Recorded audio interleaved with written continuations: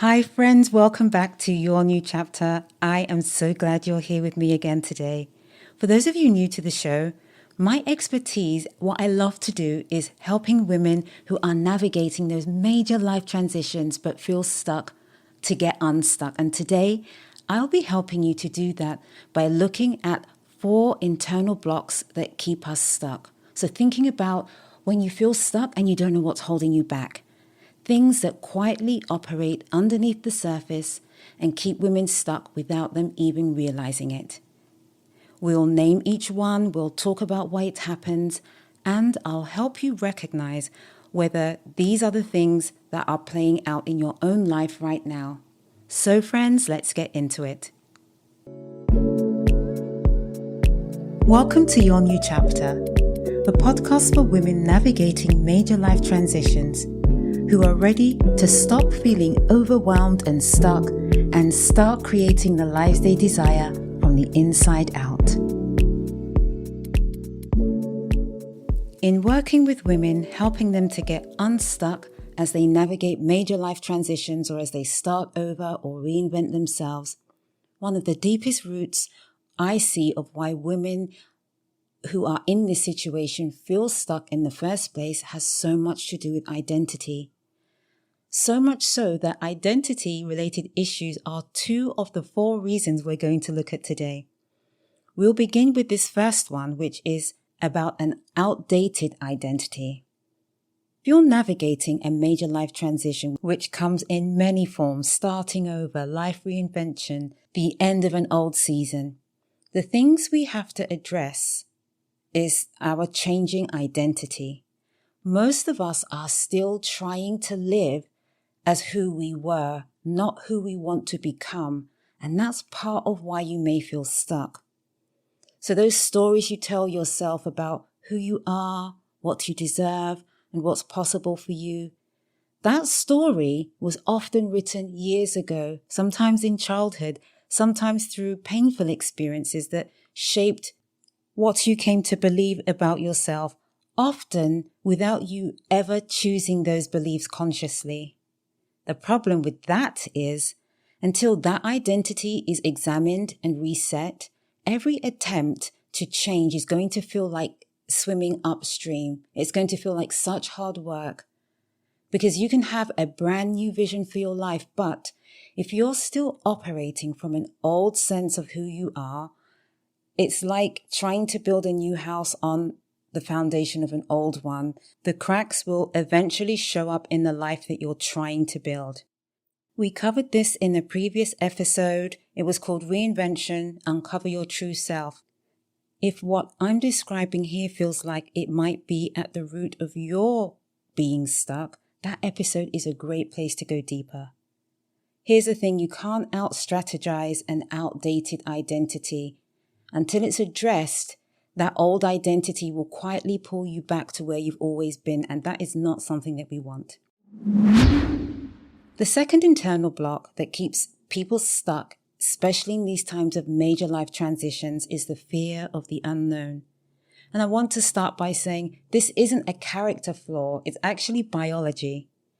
Starting over means stepping into uncertainty, and our brains are wired to treat uncertainty as danger. That's not a personality issue. It's just how the human brain is built. So what that means practically is that even when your current situation is painful or not right for you, even when you know deep down that something needs to change, your current life is familiar, and familiar feels safe to your brain. And so even when what's familiar isn't best for you, your body tries to keep you in that place of familiarity. So the unknown, no matter how promising, no matter how much you actually want it, can trigger some resistance. So knowing this will better position you to fight against it.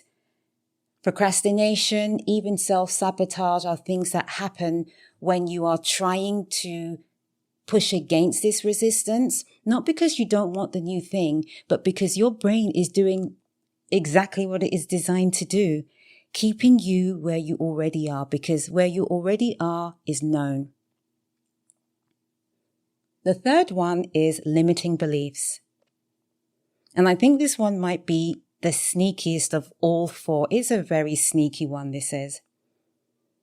Limiting beliefs aren't loud. You see, that's the thing. They're quiet and they're deeply embedded convictions that operate beneath conscious awareness. Things like, I'm too old, or I don't have what it takes, or even things like, people like me don't get to do that, or maybe I'll try and I'll fail. These are all limiting beliefs. What makes these so tricky, so sneaky, is that a limiting belief doesn't announce itself. It doesn't show up and say, hey, just so you know, I'm about to stop you from trying that. These limiting beliefs quietly and invisibly, they decide what the things that you won't even bother attempting. So the first step here isn't actually fixing the belief. It's being aware of it and noticing it, challenging those thoughts. You can't change a belief you don't know you're operating from. And so we have to become really aware of our thoughts and capture those thoughts and think about, well, is that true? Is it true that I can't do this thing? Or is it true that if I do this, I'll fail? Okay, so we are at the final internal block. And the fourth and final internal block takes us back to identity. And this block is specifically a lack of clarity on who you are now. So many women arrive at this reinvention moment or needing to start over, having spent years defining themselves through roles: mother, wife, employee, CEO, caregiver. And these aren't bad roles at all. They're often roles we've loved, but when they shift or when they end or fall away, even partially, it leaves a question hanging in the air. Who am I without that? Without clarity on your values, your strengths, your actual desires, your boundaries, you don't have a compass. You might have all the energy and willingness in the world to move forward, but with no compass, you don't know which direction forward even is. And this is why you have to have clarity about your identity now in this season. Now, this point here is closely related to the outdated identity internal block we discussed, but there is an important difference. The outdated identity is about an old story you're still carrying. This one is about the gap that opens up when the old roles end before anything new has filled the space yet. So uncovering your true identity isn't something you're going to stumble upon. It requires intentional work, but it's work that can be done, and it's something that is so fulfilling because once you get clarity about who you are, direction is clear, even boundaries become clearer for you. To explore your identity for this season, you need to get curious about who you are now. So what can we do to address these things? Well, we'll need to make intentional steps to working on any of these areas that are issues for us. For work on identity, exploring with those who are in your community or your loved ones is a great starting point, and discuss things like roles that no longer serve you and core values that are important to you now and the qualities you wish to develop for where you're going. These will position you well to enter your new season with confidence. So friend, let's bring this together. Today we looked at 4 internal blocks that quietly keep women stuck: an outdated identity, fear of the unknown, limiting beliefs, and a lack of clarity on who you are now. Just be clear that these aren't character flaws. They're not signs that something is wrong with you. They're patterns, and patterns can be named, understood, and even changed. And I want you to remember this really important thing. These blocks aren't permanent. They're just unexamined.